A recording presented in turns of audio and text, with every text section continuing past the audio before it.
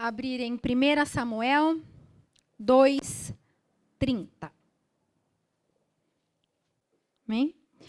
Eu, o Senhor, o Deus de Israel, prometi no passado que a sua família e os seus descendentes me serviriam para sempre como sacerdotes. Mas agora eu digo que isso não vai continuar, pois respeitarei os que me respeitam, mas desprezarei os que me desprezam. Até aqui. Podem se sentar. A gente conhece a história de Eli por Samuel, né? Então, Ana não podia ter filhos e ela era a mulher amada de Eucana, que era casado também com Penina.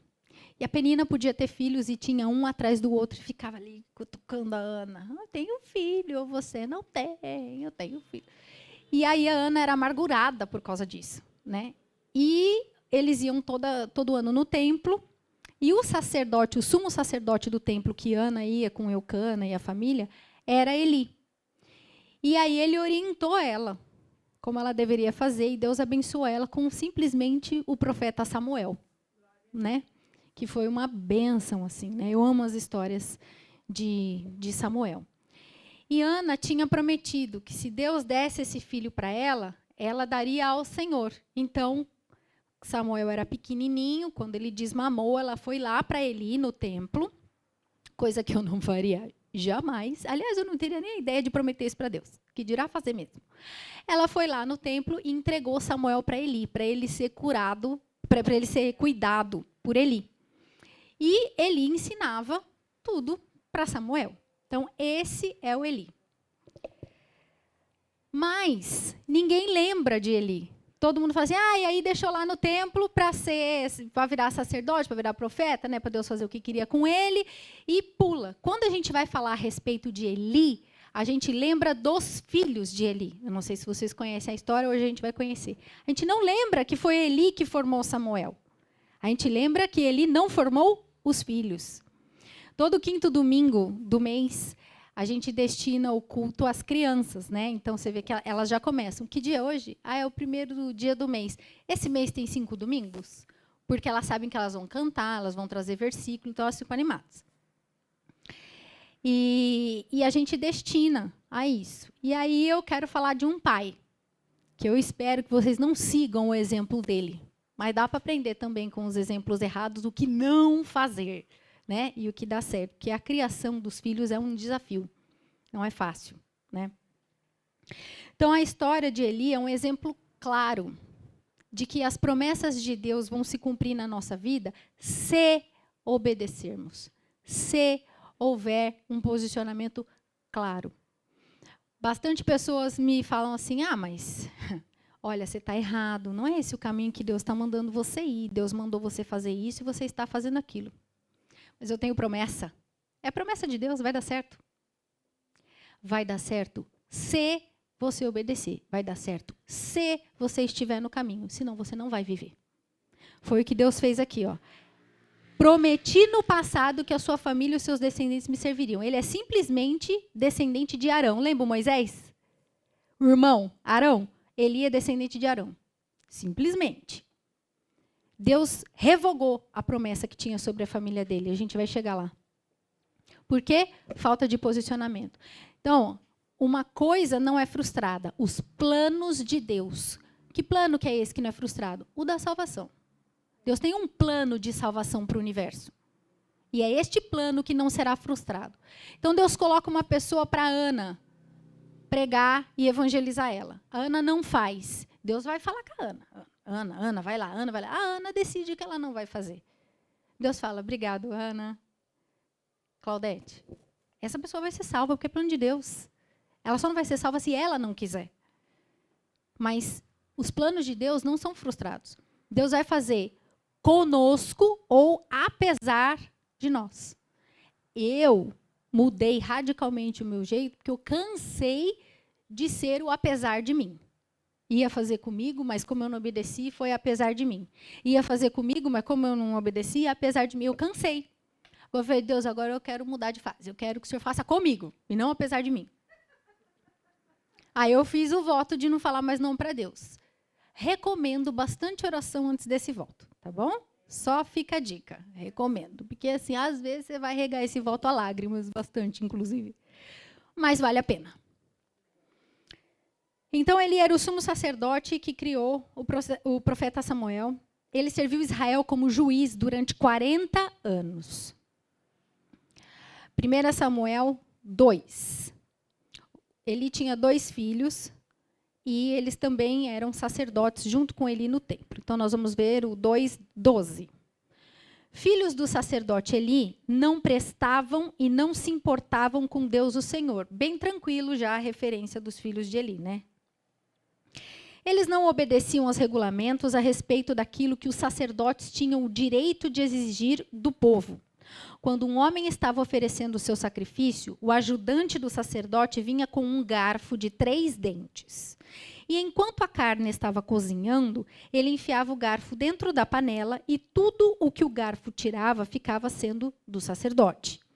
Era costume fazer isso todas as vezes que um israelita ia a Siló para oferecer sacrifícios. Mas antes mesmo de a gordura ser tirada da carne queimada, os filhos de Eli mandavam que o ajudante do sacerdote fosse e dissesse a quem estava oferecendo o sacrifício: me entregue um pedaço de carne para o sacerdote assar. Ele não vai aceitar de você carne cozida, mas só carne crua. E se o homem respondia: deixe que a gordura queime primeiro, depois você pode tirar o que quiser, o ajudante do sacerdote dizia: não, entregue logo essa carne, senão eu tomarei à força. Assim os filhos de Eli tratavam com muito desprezo as ofertas trazidas a Deus, o Senhor. E para o Senhor o pecado desses moços era muito grave. Então, essa época aqui não tinha vindo Jesus ainda, tudo isso aconteceu antes da vinda de Jesus, e eles estavam pela lei, eles tinham que seguir alguns rituais que Deus ordenava. E um deles era o sacrifício para a expiação dos pecados.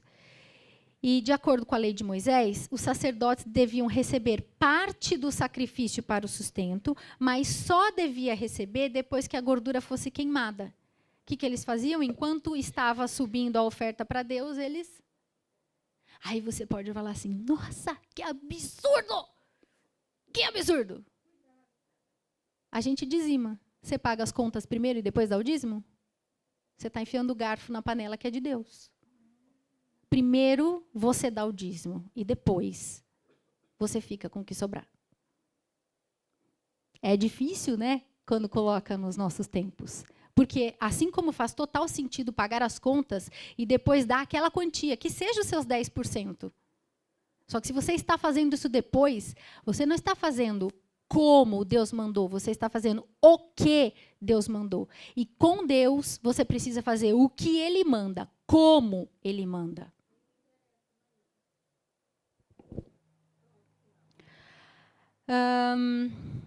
Eli e os seus filhos, agora no versículo 22. Eli já estava muito velho. Ele ouvia falar de tudo que os seus filhos faziam aos israelitas e também que eles estavam tendo relações com as mulheres que trabalhavam na entrada da tenda sagrada. Então ele disse: por que vocês estão fazendo essas coisas? Todos me falam do mal que vocês estão praticando. Parem com isso, meus filhos. Eu estou ouvindo o povo do Senhor Deus dizer coisas terríveis a respeito de vocês. Se uma pessoa peca contra outra, o Senhor pode defendê-la, mas quem pode defender aquele que peca contra Deus? Mas eles não ouviram o pai, pois o Senhor havia resolvido matá-los. E o menino Samuel continuava a crescer, e tanto o Senhor como as pessoas gostavam cada vez mais dele. A família de Eli escolheu-o apesar deles. E aí Deus fez com Samuel. O que Eli deveria ter feito? Conversado com os filhos. Ah, não vão parar? Tira o sacerdócio.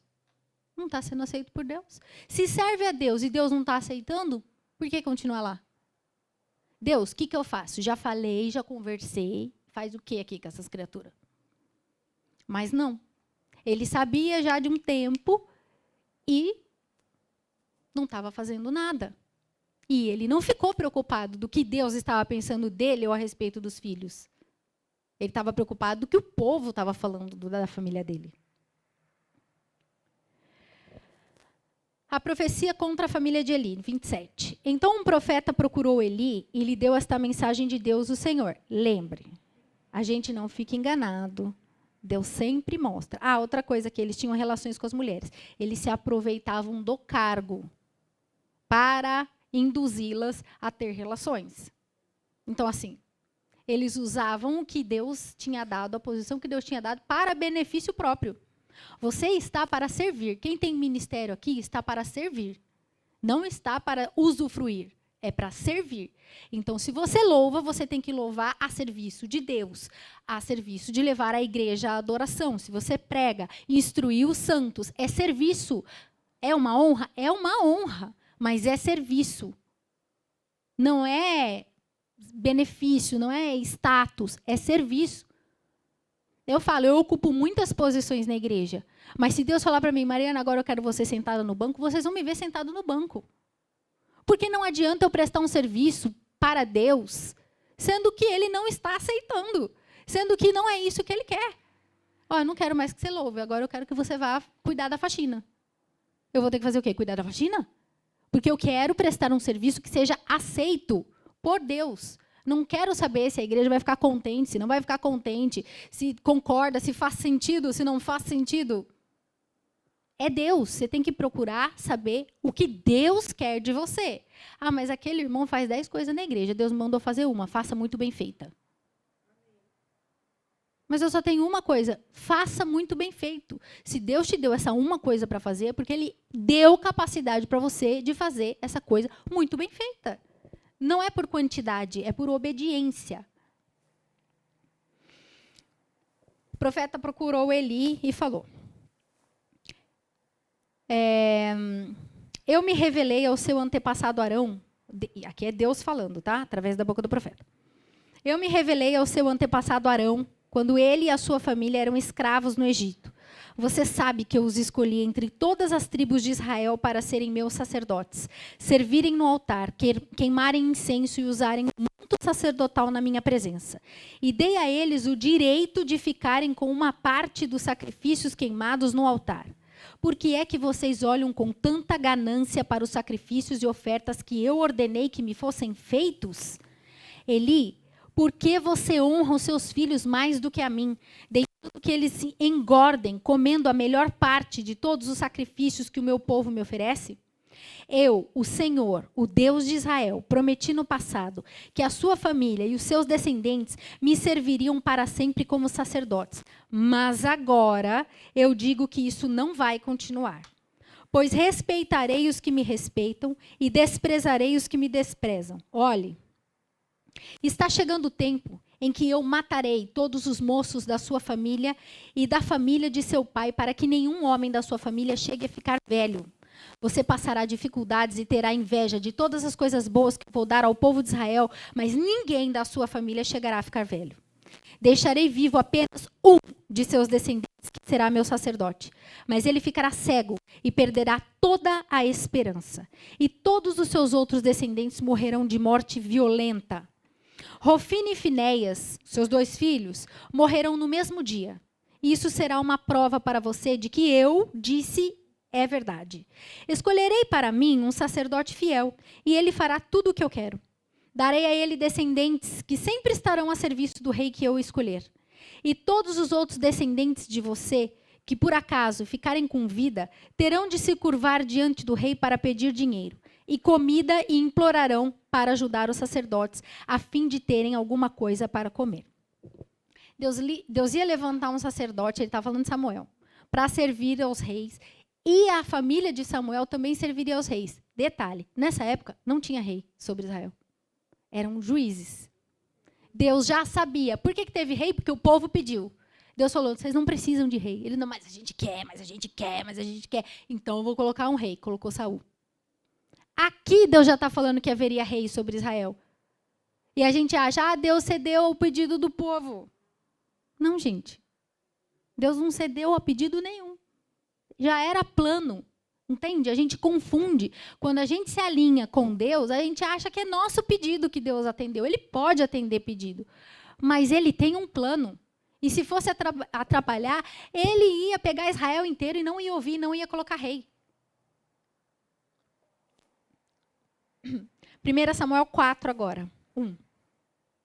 Os filisteus tomam a Arca da Aliança. Naqueles dias, o povo de Israel foi lutar contra os filisteus.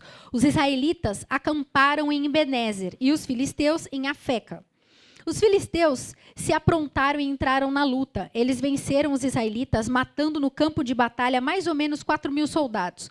Quando aqueles que tinham escapado voltaram ao acampamento, os líderes do povo de Israel disseram: por que é que o Senhor deixou que os filisteus nos vencessem hoje?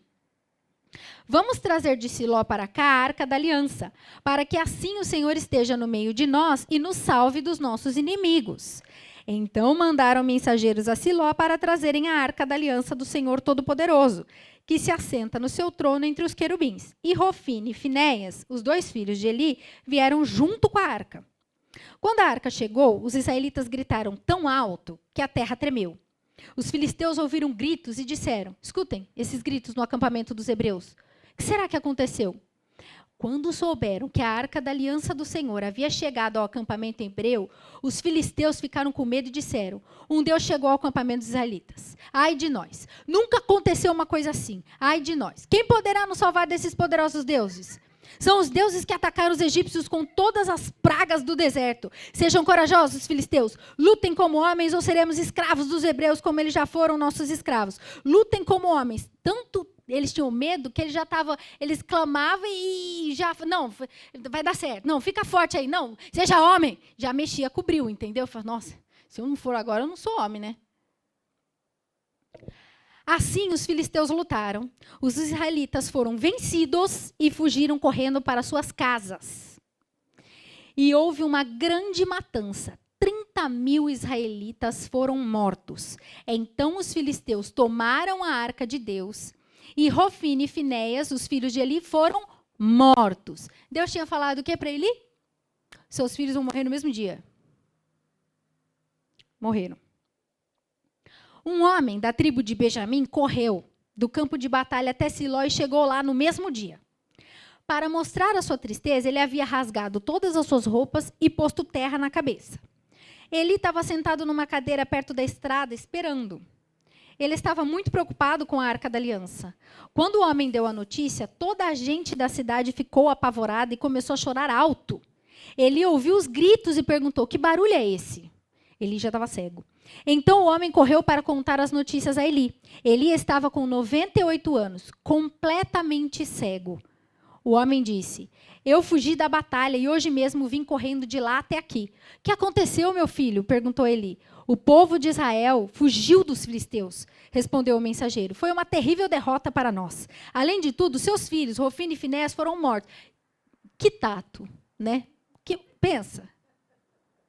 Imagina como ele está. Fugimos, um arraso. Nós acabamos, perdemos toda a moral, acabou com tudo. A arca ficou lá. E seus filhos também morreram.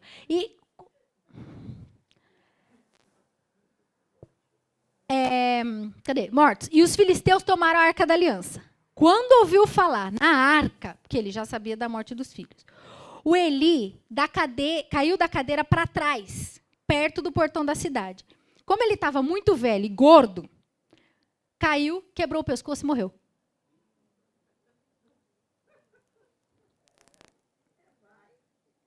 Entendeu? Eli foi o líder do povo de Israel 40 anos. Mas lembra, Deus disse que não ia sobrar ninguém da família. Então já morreram os 2 filhos no mesmo dia. O Eli morreu cego e Deus falou que o único velho que chegaria estaria completamente cego. Era Eli, que Deus estava falando. Deus falou tudo, mas não falou quem era. Isso acontece com a nossa vida. Deus fala tudo. E a gente acha que entendeu. Quando começa a acontecer, ao invés de ir para frente... Sabe quando quem dirige, sabe? Logo no começo de carta, pega um carro automático. Você acha que engatou a primeira, engatou a ré, aí está todo mundo, abriu o semáforo, você é o único que faz assim, ó. Eu tive um amigo que bateu no carro de trás desse jeito. Primeira vez que ele pegou um carro automático, abriu o semáforo, ele engatou a ré. Aí todo mundo foi para frente e ele, no carro de trás. Acontece isso com as coisas que Deus fala. A gente acha que está indo para frente. Daqui a pouco parece que nós viramos de costa, estamos de ré. Porque Deus fala, mas a gente não tem a compreensão do que é. Sobrou a nora de Eli ainda.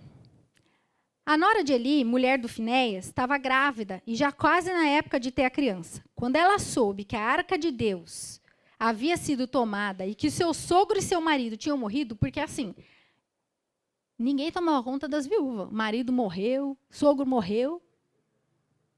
Precisava a igreja, o templo, alguém tomar conta da viúva, porque senão ela morria. Aí ela descobriu que os homens da família morreram. Quando ela soube que a arca de Deus havia sido tomada e que seu sogro e o seu marido tinham morrido, começou a ter as dores de parto e deu à luz. Ela estava morrendo, mas as mulheres que a ajudavam disseram: tenha coragem, você ganhou um filho. Ela não se interessou e não respondeu. Mas deu ao menino o nome de Icabô, explicando: a glória saiu de Israel. Só para vocês entenderem, eles entendiam que a arca era a presença de Deus. Quando a arca não estava no meio deles, ou seja, Deus também não estava. Deus também não estava. Então, Deus estava com quem agora? Com os inimigos. Então, assim, não tinha esperança. Ela não tinha os homens e também não tinha Deus.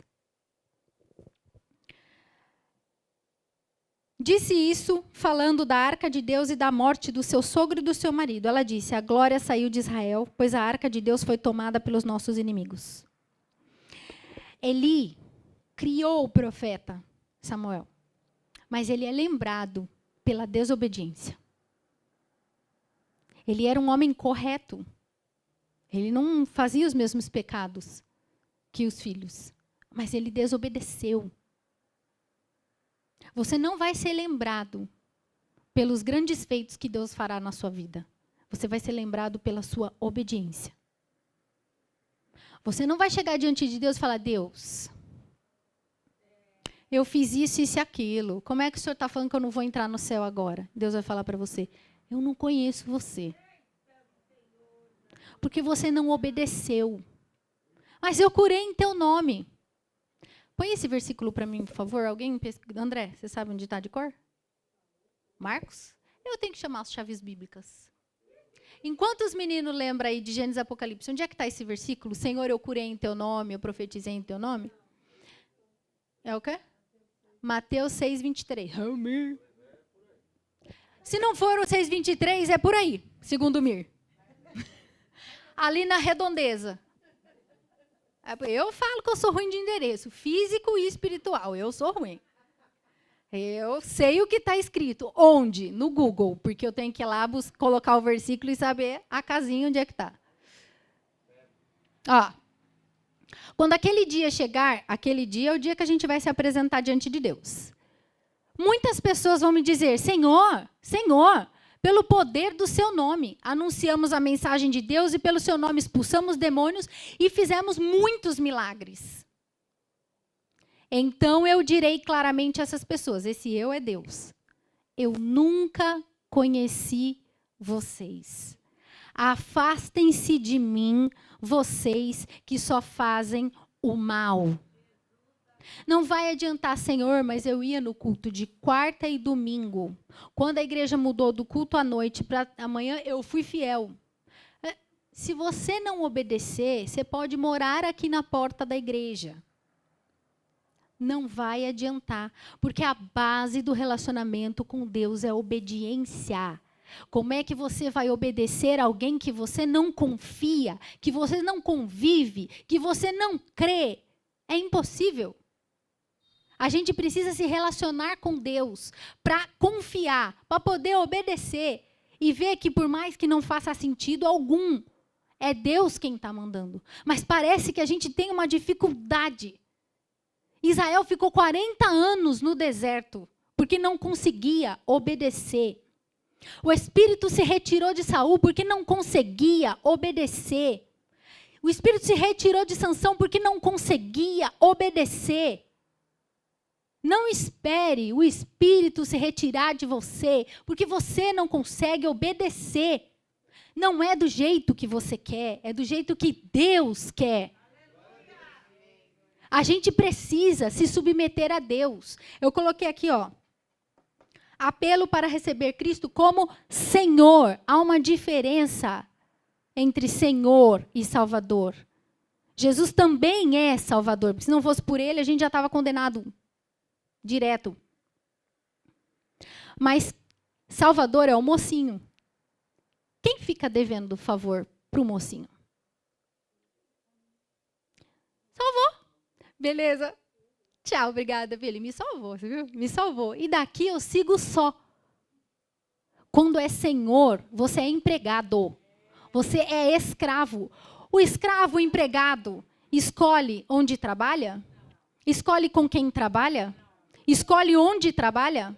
Mas a gente quer escolher a igreja que frequenta, o ministério que a gente vai, o que a gente vai obedecer. Deus manda marchar, a pessoa vai fazer outra coisa. Deus manda cantar, a pessoa quer pregar. Deus manda pregar, a pessoa quer fazer oração, interceder. Deus manda guerrear, a pessoa quer orar. Não adianta falar, mas orar é errado. Mas louvar é errado. Irmão, você pode louvar, você pode orar, você pode pregar, você pode fazer tudo o que você quiser, desde que também você faça o que Deus está mandando. Só que a gente troca. Deus mandou eu vir no culto de quarta-feira. O que eu fiz? Culto no lar, de quarta. Estava eu e as crianças. Deus estava aqui na igreja, porque na minha casa não estava. Nem consegui passar o que Deus estava passando da palavra devocional para as crianças, eu conseguia, não vinha nada. Eu lia e falava, é isso. E as crianças? Eu falava, Deus, se o Senhor me ajudar a passar uma moral da história, facilita. Lembra do versículo? Ensina a criança no caminho que quer andar. Estou tentando, o Senhor não está colaborando. Eu não tenho uma moral da história aqui para tirar disso aqui. Deus falou, não mandei você fazer culto no lar, eu mandei você ir para a igreja. Eu falei, eu não gosto de sair à noite. Eu fico cansada na quarta-feira. Quero ficar em casa descansando de pijama. Não quero me arrumar para ir para a igreja. É corrido, não dá tempo de jantar. Eu com fome sou uma bênção. E Deus fez o quê? Entendi. Então segue sozinha aí do seu jeito. Aí eu me recolhi a minha insignificância e falei para o Tiago, não vai rolar o culto no lar. Eu posso até fazer o culto no lar, mas na quarta eu tenho que fazer o culto lá na igreja mesmo. Porque aqui Deus não está recebendo. É um vazio que chega da eco. Eu falei, eu estou esperando uma das crianças levantar e profetizar contra a minha vida. Que eu falei, um dia eu vou ser igual as crianças da nossa igreja. Porque pensa em umas crianças firmeza, as crianças da igreja.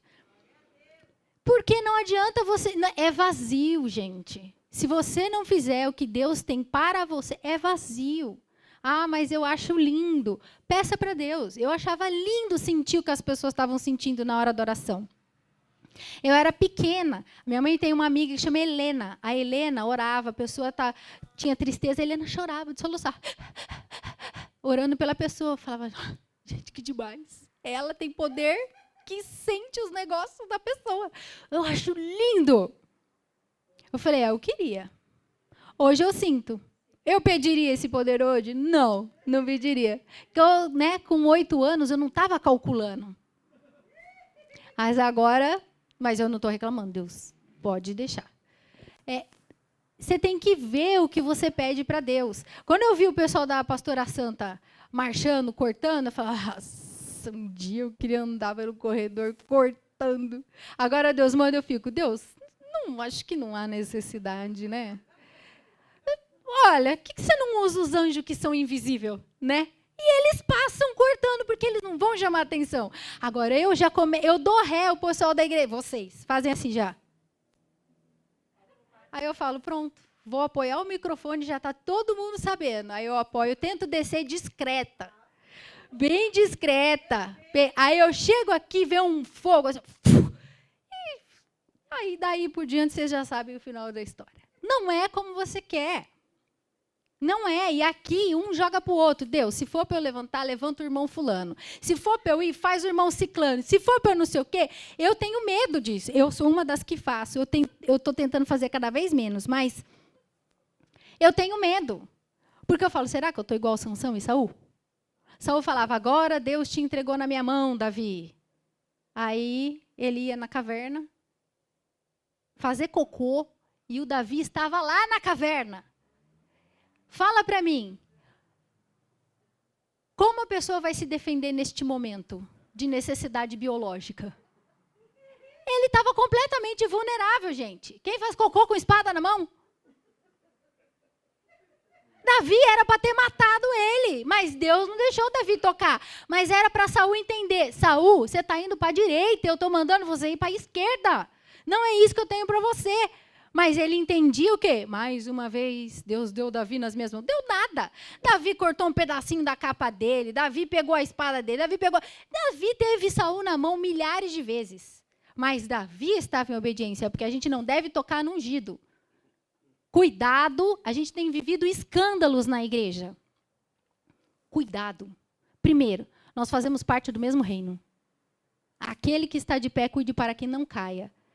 Da internet não dá para saber a intenção das pessoas, não dá para saber o que é verdade e o que é mentira. Ah, mas eu vi a fulana falando. Você estava lá? Então toma cuidado. Por quê? Saul era ungido, estava completamente fora. O próprio Satanás falou para ele assim: você não percebe que Deus, o Espírito Santo, se retirou?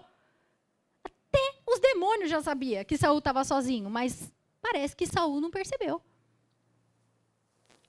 Ainda assim, Davi não pôde tocar. Ainda assim. Ainda que um pastor realmente tenha caído, você não pode julgar ele, você não pode tocar. Por quê? Porque a palavra fala que a gente não pode tocar no ungido. Então você peça a misericórdia de Deus pela vida dele, porque ai daquele por quem vem o escândalo. A gente precisa agir da forma correta. A gente cobra muito a postura dos outros, mas a gente não se posiciona. Ah, porque a igreja não cresce. Quantas pessoas você trouxe? Para quantas pessoas você está pregando na rua e trazendo para a igreja crescer? Ah, eu não gosto desse louvor, esse tom. Você canta aqui? Você vem ensaiar? Já teve gente vindo no ensaio do louvor porque achou que era um ministério mais fácil. A pessoa nem chegou a falar isso, já testemunhou. Gente, eu falei que eu queria, mas eu não quero mais não. Ah, muito difícil esse ministério de louvor de vocês. Porque vocês veem a gente subindo aqui e não sabem o que passa. Aquilo que Deus não dá para a gente não é uma exclusão, é uma proteção. Deus manda a gente fazer reuniões de oração aqui na igreja com pessoas determinadas. Deus não está te excluindo, Deus está te protegendo. Eu brinquei com o Benê. No domingo passado, eu fui cortar as correntes da porta. Ele fez assim para mim. Já imaginou se você tivesse ido cortar as correntes há uns anos atrás? Eu falei, eu teria ficado presa nas correntes. Deus ia precisar levantar alguém para me soltar de lá, porque eu ia ficar presa junto com as correntes. Porque você precisa estar preparado para fazer algumas coisas. Quando que Deus começou a me usar em movimento? Quando espiritualmente eu me posicionei. Porque eu, com pequena, com 8, 9 anos de idade, não entendia que era uma batalha espiritual. Como é que eu posso lutar contra demônios? Se você não está posicionado, você vai morrer. Quem que vai à frente da guerra? Os melhores. Por quê? Porque se morrer todo mundo, os do fundo ainda têm uma chance. Né? Pelo menos os soldados que estão ganhando estão cansados. Porque se colocar os fracos na frente, vai matar o exército inteiro. Vocês assistem filme de guerra? Começa, gente. Eu assisto muito, porque eu relaciono algumas coisas espiritualmente. Tem lá o bloquinho da flecha. Tem o bloquinho dos espadas. Tem o bloquinho dos cavalos. É o quê? Área de habilidade. Deus está falando que você vai lutar com a espada, você está querendo pegar a flecha. Deus está falando que você vai no cavalo, você quer ir correndo. Você tem que ir da forma que Deus falar, porque está dentro da sua área de habilidade. Então, nós precisamos deixar a imaturidade de lado e a mimizice de lado e fazer o que Deus está mandando em obediência. E não, faz sentido, não faz sentido. Não faz sentido nenhum, já adianto para vocês. De tudo que eu faço, o que faz sentido? Nada. Minha mãe tem um pastor, amigo dela, que ele fala, gente, faz sentido quando o Espírito Santo tá, eu tenho certeza, eu vou e faço. Quando ele sai e fico só eu falo, o que eu fiz? O que eu fui fazer? Por que eu entreguei? O Mir falou outro dia, ele entregou um recado para uma pessoa e Deus falou para ele, fala para a pessoa que é em 7 dias. O Mir, olha, em 7 dias você vai ter a sua resposta. A pessoa falou, ai, glória a Deus, amém, virou. O Mir ficou sozinho, né, o Espírito Santo.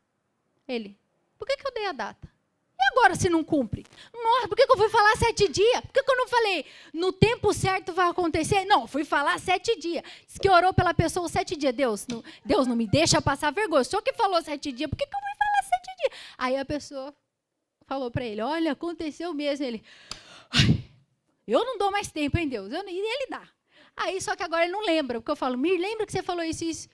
E eu falei. Outro dia eu fui confidenciar um negócio para ele. Aí Deus usou para falar isso. Nossa, que bênção que Deus usou. Eu falei, Mir, foi você que Deus usou para falar. Eu? Eu falei isso para você? Nossa, eu vou te ajudar em oração, então. Porque é Deus que está falando, é Deus que vai se responsabilizar. Eu falo, falou, Mir, assim, assim, assim. Nossa, mas onde eu estava quando eu falei isso? Mas eu falei? Mas quando? Aí eu tenho que contar para ele o que Deus usou ele para falar comigo. E acontece isso com frequência. A Sabrina, no curso de casados, falou ali uma oração que eu e o Thiago fizemos por ela, eu não lembro nem da oração, que dirá o que eu falei. Eu falo, Sabrina, você tem certeza que esse momento existiu? Ela lembra as palavras e eu, nada. Nada. Ela ria assim, olha, satisfeita de ver o irmãozinho agonizando ali, ó, de desespero. Irmão, faça por obediência. Não seja Eli. Não passe a mão na cabeça do seu filho.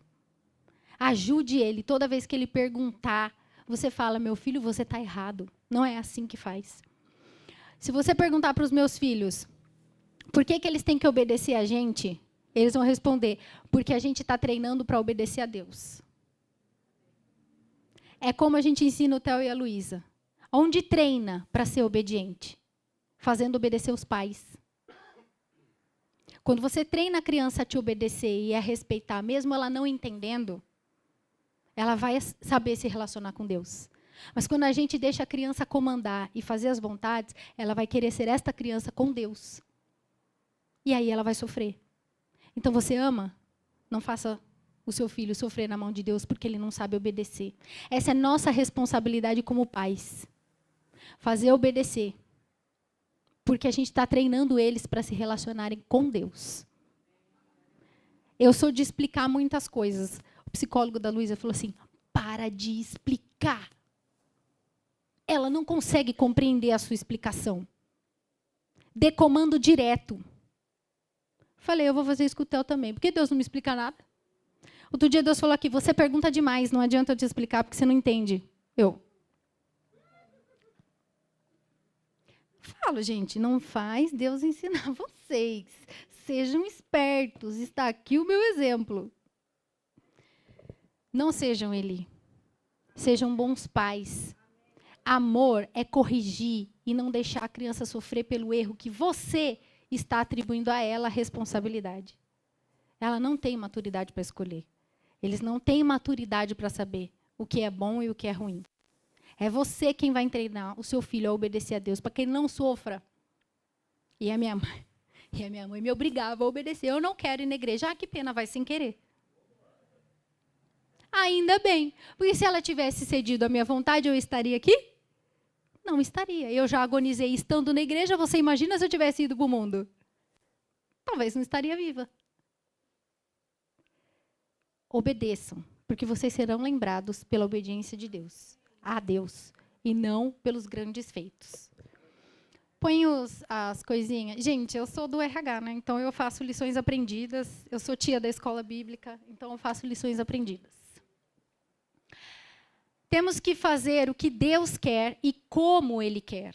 As promessas sobre sua vida e família serão cumpridas se obedecer. Os planos de Deus não são frustrados. Que planos são esses? Salvação. Deus fará com você ou apesar de você. Você não será lembrado. Era para mim a palavra. Vocês estão vendo que eu botei no feminino? A palavra é sempre para o pregador. Você não será lembrada. Era para mim. Você não será lembrado pelos seus acertos, mas por sua obediência a Deus.